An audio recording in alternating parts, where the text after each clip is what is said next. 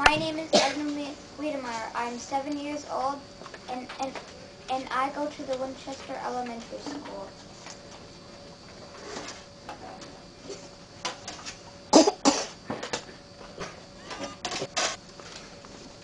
One of the is to obtain permission to make a trail. If a trail goes through woods, it may be private land, so we have to ask the person who owns the land to make the trail.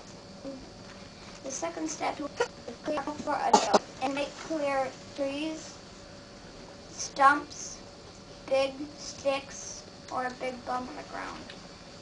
The third step is up trail signs. The second sign that might mean there's water, a lake, or a bump ahead. This is the sign that tells where a trail is, or if there's a tree that you can hit that's nearby.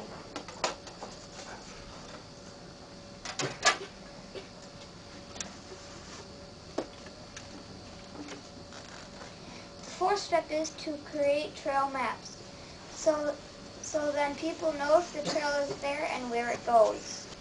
This is a picture of and maybe so it puts on tracks. The sixth step is to enjoy the trails. And here's a picture of me, my dad, and that's how snowmobile trails are made.